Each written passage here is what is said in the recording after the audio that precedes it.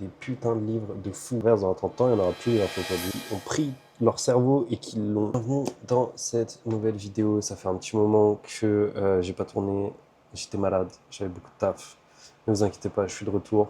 Aujourd'hui, comme tu l'as vu dans le titre de cette vidéo, on va voir comment vendre un infoproduit en Big 2026. En gros, l'idée de base, c'est que comme beaucoup de gens, tu veux lancer un truc en ligne, tu te dis, ok, vas-y, c'est trop bien, il y a l'IA, je peux faire du contenu, etc. En gros, aujourd'hui, je vais t'apprendre comment trouver ton offre, créer ton funnel, le vendre et optimiser le tout avec l'IA. Déjà, accroche-toi mon gars, parce que je vais pas te donner des conseils que tout le monde te donne.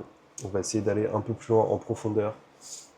Ça va être très simple, déjà on va définir qu'est-ce que c'est un infoproduit. Du coup c'est une offre, bon ici ça va être du coup au format digital, où tu vas packager des informations. Ça peut être du savoir, une méthode ou des résultats. Le plus intéressant avec un infoproduit, c'est que tu n'as aucune marge de coût. Donc tout ce qui va compter, c'est la valeur que tu vas mettre dedans. Parce que de toute façon tu vas voir que plus tu vas faire les choses bien, plus tu vas mettre de la valeur, plus ça va se vendre. Donc tu vas me dire ok c'est cool, mais je fais ça sous quel format ? C'est très simple. Tu peux faire du Notion, tu peux faire des templates, tu peux faire des mini-cours ou tout simplement les fameuses formations en ligne. Maintenant que tu as la base et que tu sais ce que c'est un infoproduit, on va direct corriger l'erreur numéro 1 que tous les débutants font. C'est que tu arrives, tu te dis ok, vas-y, je veux vendre un truc en ligne, il faut que je trouve quoi vendre. Et tu te focalises sur le produit. Et après, tu penses au résultat. Alors que c'est pas ça, il faut faire l'inverse. Un business, il parle pas de produit, il parle du résultat que tu donnes. Ce que tu vas vendre à ton client, c'est une transformation d'un point A à un point B. En gros, comment ça se traduit? C'est qu'au moment où tu vas vouloir créer ton infoproduit, au lieu de penser vraiment à ton produit, tu vas réfléchir au résultat que va vivre ton client. Et du coup, ça commence à se traduire quand tu commences à vouloir créer ton infoproduit. C'est-à-dire qu'au lieu de penser au contenu de ton produit, tu vas penser d'abord au résultat que va vivre ton client. Bon, déjà, maintenant qu'on a débunké cette erreur, on va pouvoir passer à la suite. Et je vais pas te dire, oui, il faut que tu trouves une niche, etc. Ça, tu le sais déjà et tout le monde en parle. Mais ce que tu vas faire, c'est que tu vas te poser 4 questions qui vont servir de fondation à ton produit. En numéro 1, tu vas te demander qui est ton client de rêve. L'une des parties les plus importantes, ça va être ton avatar. Si tu connais pas ton avatar, c'est mort. Tu vas essayer de trouver c'est quoi ses passions, qu'est-ce qu'il fait, c'est quoi ses rêves, c'est quoi ses peurs, c'est quoi ses doutes, c'est quoi ses échecs. En vrai, si t'es chaud, tu peux même trouver le truc qui fait que t'es avec lui contre quelque chose. Une fois que tu as trouvé ton client de rêve, va falloir que tu te demandes où il traîne. Où est-ce que tu peux aller le chercher? Où est-ce que ton offre va se positionner? Comment tu vas faire pour que ton offre, elle apparaisse devant ton client? Par exemple, c'est comme si je me disais, ok, demain je vais ouvrir une boulangerie. Où est-ce que je vais placer ma boulangerie? Est-ce que je la place dans la petite impasse où il n'y a personne? Ou est-ce que je vais à côté de la gare? Ensuite, tu vas commencer à réfléchir, parce que si tu es débutant, que tu te lances et que tu n'as pas forcément d'autorité, de trust, de preuve, va falloir que tu trouves une sorte d'appât.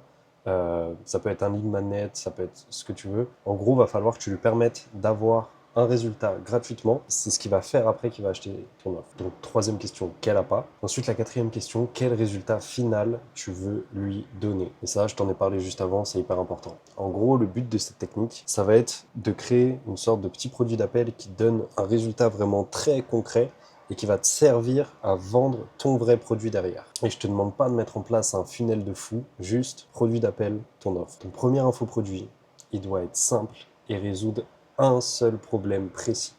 Tu as juste besoin de ça pour que ça marche. Plus tu vas résoudre un problème précis, plus tu vas vendre. One things, les gars. Et bien sûr, j'espère que je t'apprends rien, mais tu te focuses que sur ça. C'est-à-dire que là, tu te dis pas, ah, je vais lancer un petit produit digital, etc. Mais à côté, je vais faire ça. À côté, je vais faire ça. Non, ça marche pas. Ça marche pas parce que ton cerveau, il accumule trop de choses. Après, tu vas te faire de la dispersion. Et bref, je ne vais pas rentrer dans les détails, mais tu fais qu'une seule chose à la fois. Bien sûr, je t'invite aussi à aller regarder d'autres vidéos sur le sujet. Il y a des gens en France qui l'expliquent très bien, notamment Valère par exemple. Ok, là on va rentrer dans la partie un peu plus intéressante les gars, parce que j'ai pas trop vu de vidéos là-dessus en France. Mais une fois que tu as ton produit, tu as ton offre, etc., que tout est bon, ce que tu vas faire, c'est que tu vas utiliser l'IA, mec.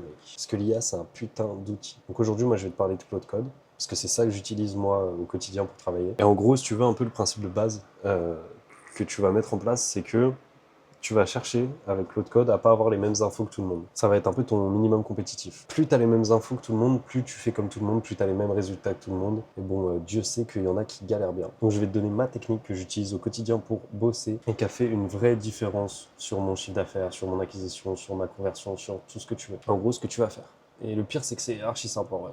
Faut juste réfléchir un peu. Tu vas aller sur des sites comme Z Librairie ou un truc comme ça. Tu vas prendre tous les meilleurs livres business qui existent, que ce soit en anglais, en français, peu importe. Et je t'invite à aller chercher par toi-même, parce que je pourrais te donner les livres que j'utilise, mais c'est bien de faire les choses par soi-même en vrai, donc je t'invite vraiment à le faire. Vas-y, fais des recherches et trouve. Et tu prends tous les livres, tu vois, tu en prends une dizaine, une vingtaine, une trentaine, peu importe. Après, n'en prends pas non plus 50, tu vois, prends vraiment ceux qui vont te servir et ceux qui sont vraiment utiles. Et ce que tu vas faire du coup, c'est que tu vas les télécharger, tu vas les mettre dans un dossier sur ton bureau. Puis après, tu vas ouvrir le code, tu vas aller dans le code, tu vas lui dire, écoute, je t'ai mis dans ce dossier des livres, je veux que tu les prennes, que tu les transcrives, que tu te crées une base de données avec le contenu de tous les livres, que tu l'apprennes par cœur, et ensuite que tu crées un skills. Et à chaque fois que je vais utiliser ce skills, il va falloir que tu ailles me retrouver les infos dont j'ai besoin en fonction des livres, en fonction du contexte, etc. En fait, ce que ça va faire, c'est que maintenant, quand tu vas bosser avec ton Claude, au lieu d'aller chercher des infos en ligne ou quoi, il va aller les chercher directement juste dans le livre. Ça va pas être dilué dans la masse d'informations. Il va pas te dire de la merde et il va juste prendre ces infos-là. Et tu vas voir que ça va faire une vraie différence. C'est pour ça, choisis bien tes livres. Et je suis obligé de te partager ça aussi. Ça vient d'une vidéo de Malik Bench. Ça vient pas de moi. Il explique que, en fait, tu peux pas savoir ce que tu ne sais pas. Et là où l'IA, ça va être un peu game changer, le rôle qu'elle va avoir avec toi au niveau de ton travail, c'est qu'elle va justement permettre à te montrer tout ce que tu ne vois pas. En gros, ce qu'il faut que tu gardes en tête, c'est que ton but, c'est que quand tu taffes avec ton IA, elle ait de vraies connaissances qui ne soient pas noyées dans la masse et qu'elle ne les prenne pas sur Internet ou quoi. Et qu'en plus de ça, elle n'aille pas dans ton sens et elle te dise, ouais, mais là, regarde, si tu faisais ça, tu pourrais avoir ce résultat-là et qu'elle puisse, tu vois, te faire des propositions sur des trucs auxquels tu n'aurais jamais pensé parce que juste tu peux pas le savoir. Bref, en gros, tu penses d'abord au résultat, tu lances qu'un seul produit simple qui résout une seule problématique et tu me boostes ton Claude Code avec des putains de livres de fous où littéralement il y a des gens qui ont pris leur cerveau et qui l'ont écrit, qui l'ont transcrit dans un papier, tu vois. Tu mets tout ça dans Claude et t'inquiète, tu vas voir que déjà tu vas commencer à faire des moves qui vont être plutôt cool. Par contre, attention, avant que tu finisses cette vidéo, je tiens à te dire que l'IA ne remplace pas ton offre. Il faut vraiment que tu gardes en tête que c'est juste un outil qui te sert à aller plus vite, mais ce qui fait vraiment vendre, ça va être le résultat et le taf que toi t'auras fait en tant qu'humain dessus. Ok, bon, en vrai, je suis pas trop rentré dans les détails, c'est mes premières vidéos, donc pour l'instant, je reste assez simple. Abonne-toi si tu veux voir la suite, il va y avoir d'autres vidéos qui vont sortir. Je vais essayer de vous balancer de la valeur assez régulièrement.